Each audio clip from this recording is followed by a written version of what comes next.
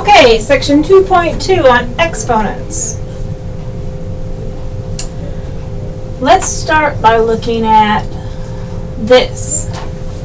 There's some information you need to know. You need to know that the 3 is called your base. The 2 is called your exponent, or it's sometimes referred to as a power. The base tells you what number you're writing.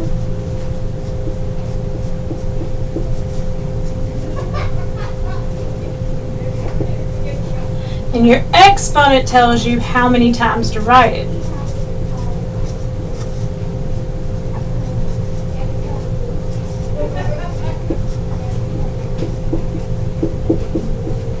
So this one says I write a 3 2 times. So it'll be 3 times 3, which I know you know is 9. That part I didn't think would be a surprise for you. Parentheses matter a lot when we're talking about exponents because it's different depending upon where your parentheses are or whether or not you have a parentheses. If I have a negative 3 squared, that negative 3 is all of my base because it's inside that parentheses, and this is saying you square whatever's directly underneath it. So we're squaring that parentheses. That's everything inside. So I'd have to write negative 3 times negative 3, which is a positive 9.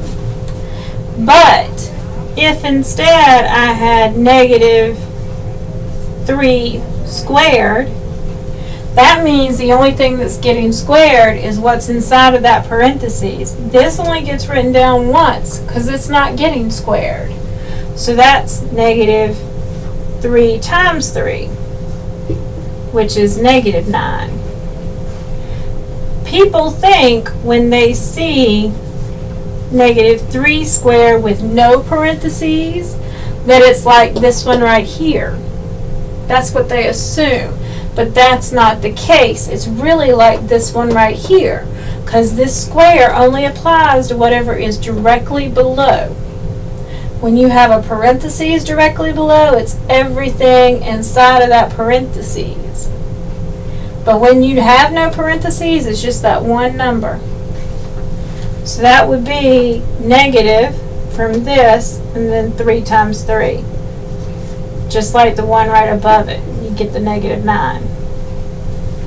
So parentheses really matter. You have to be careful about those in this section. If I were to give you 4 to the 3rd power, that means we would have to write 4 down 3 different times. So that's 4 times 4 times 4 times 4. Oh, that's 4 times, sorry. 3 different times. This is in exponential form.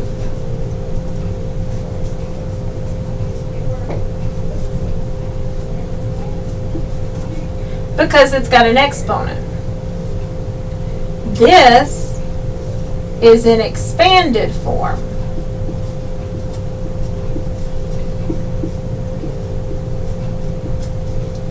Because it's been expanded out.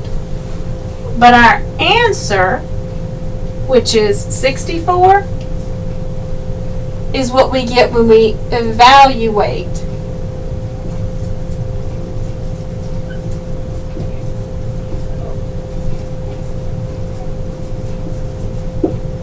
When they tell you to evaluate a square root, remember you have to have a one number answer.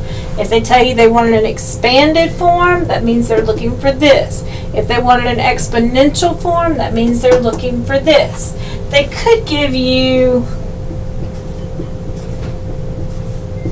and want you to write that in exponential form, in which case our base would be c and our exponent would be the number of times they had written it. So c to the 4th. It depends on what they're asking you for and what they're giving you as to how your answer is going to look. They couldn't tell me to evaluate this though unless they told me what C was. If they told me what C was, then I'd take that number and plug it in for all of those to find out what our answer is.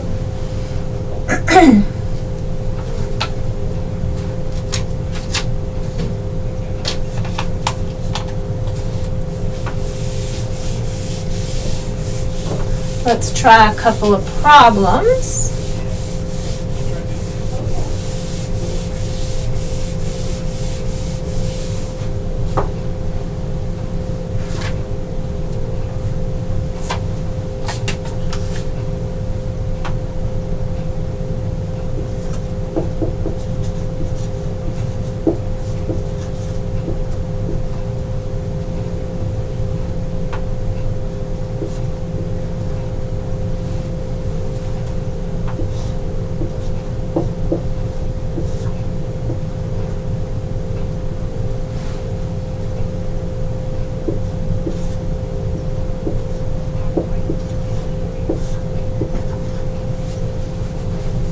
I want you to pause it and try these three, and then we'll see how you did.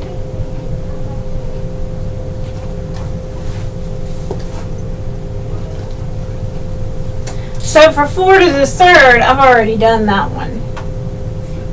You would write 4 times 4 times 4 for its expanded form, but since it said to simplify it, that means they want it as small as it can possibly go.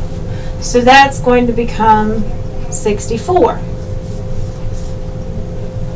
For this one, it would be like 2 over 3 times 2 over 3 times 2 over 3. When we got fractions, remember you multiply across the top, multiply across the bottom. So on top, that's 2 times 2 times 2, which is 8. And 3 times 3 times 3 is 27. And that is as simplified as it can go. Doesn't reduce anymore.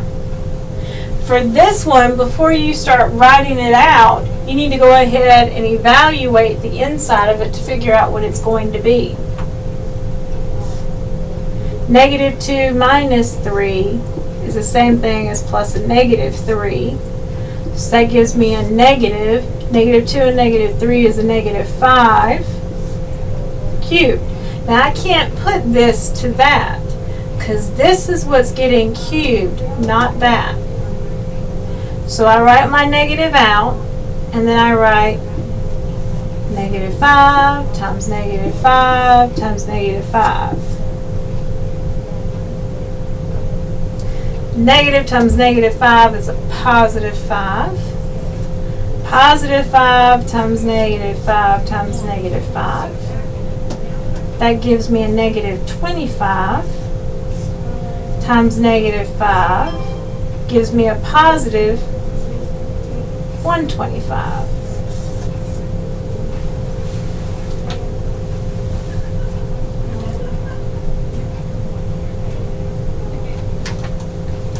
So you're okay when you have numbers. Now let's try it with some letters in there.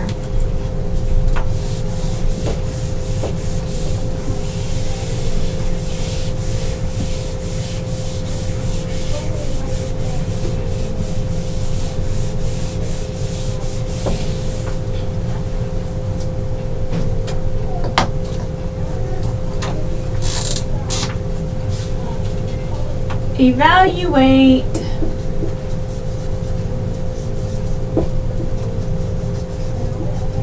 when x is equal to negative 2 and y is equal to 3. X cubed plus y squared, and then xy squared, and then a negative x minus y squared. Let's have you try those three problems.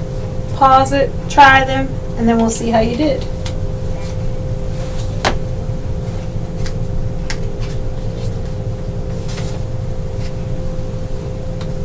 So for this one, I need to figure out what x cubed is going to be. So that's like negative 2 to the third plus 3 squared.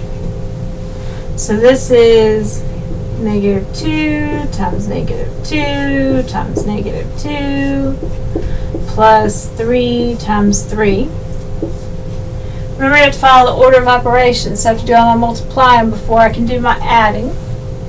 So on this side, negative 2 times negative 2 is a positive 4 times negative 2 is a negative 8. Plus, on this side, I get 9. Negative 8 and a positive 9 gives me 1.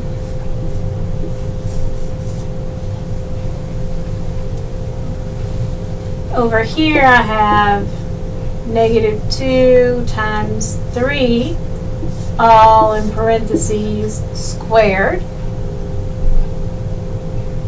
So I need to do the stuff inside because it's a grouping symbol before I can take care of my exponent. So negative 2 times 3 gives me negative 6 squared, which means it's negative 6 times negative 6, which is a positive 36. Then over here, I have negative 2 minus 3 squared. So that's negative 2 plus a negative 3 squared. Inside, I'm going to get negative, whoopsie, thinking faster than I'm writing.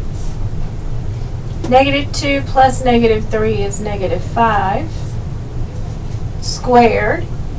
But I don't write this one twice, just this, because that's what's inside the parentheses.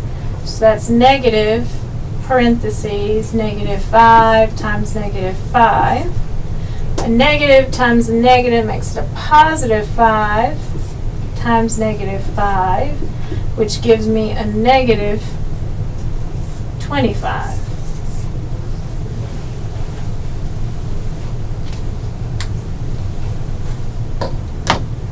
Just gotta watch your positives and negatives. They're trying to trick you. Don't let them do it. Classwork for this section.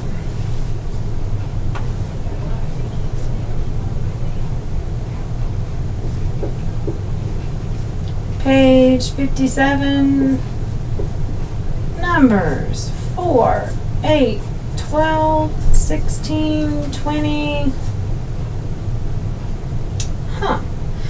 25, 30, 35, 40, and 45. Yep, some of those are odd. It means the answer is going to be in the back of the book, and you'll actually get a little bit of help for that before you have to carry it to your mom. Wasn't that nice of me? Homework for this section. Page 57.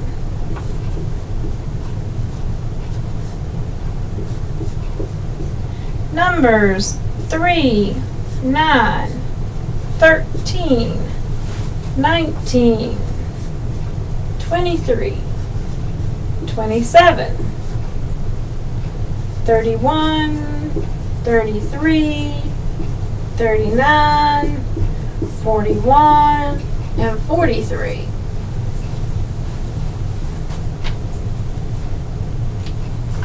It looks like it's a lot, but it's really not.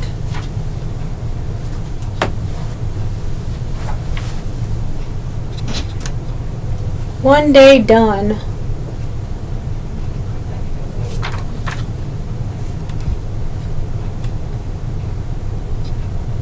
There we go.